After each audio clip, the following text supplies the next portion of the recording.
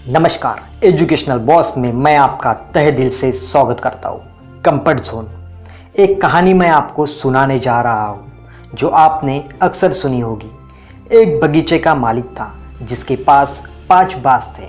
उनमें से 4 बाज रोज आसमान में ऊंची उड़ान भरते थे और उनमें से एक बाज आसमान में ऊंची उड़ान नहीं भरता।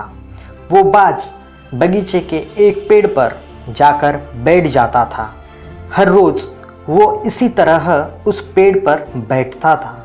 बगीचे के मालिक ने इस बाज को उड़ाने की कई बार कोशिश की, पर वो बगीचे के पेड़ पर जाकर बैठ जाता था।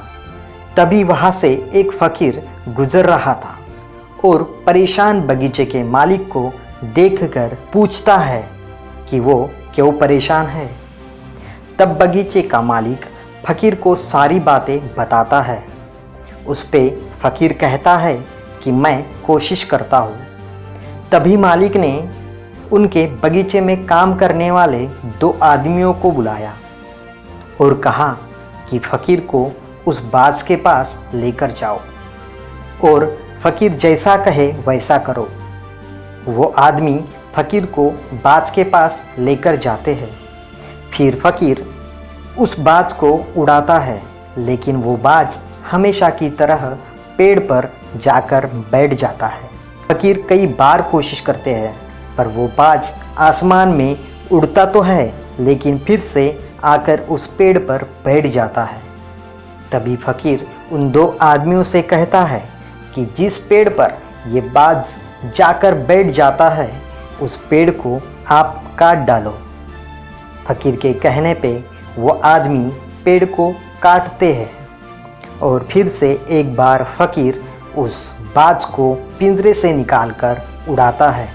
उस समय वो बाज आसमान में उड़ता तो है, लेकिन हमेशा की तरह फिर से उस पेड़ पर बैठने की कोशिश करता है। पर इस बार वहाँ पेड़ न होने के कारण बाज उस पेड़ पर बैठ नहीं पाता है और फिर से आसमान में ऊंची उड़ान लेता है और बहुत देर तक आसमान में उड़ता रहता है। ये सब बगीचे का मालिक दूर से देखते हैं और तभी फकीर को जाकर कहते हैं कि बाज आसमान में ऊंची उड़ान भरना सीख गया है।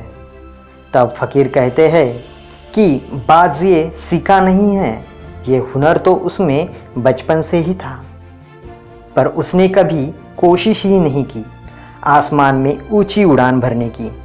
इसीलिए वो आज तक आसमान में ऊंची उड़ान नहीं भर पाया। बस इसी तरह हमें भी अपना कंफर्ट जोन छोड़ना होगा, ताकि राह देख रही हमारी हर अपॉर्चुनिटी को हम हासिल कर पाए। क्या खूब कहा है किसी ने, पछतावे से अच्छा है कोशिश करके फेल हो जाना। ताकि मन में दुविधा तो नहीं रहेगी कि मैंने कभी कोशिश ही नहीं की। तो कोशिश कीजिए, सफलता ज़रूर मिलेगी। जय हिंद, जय भारत।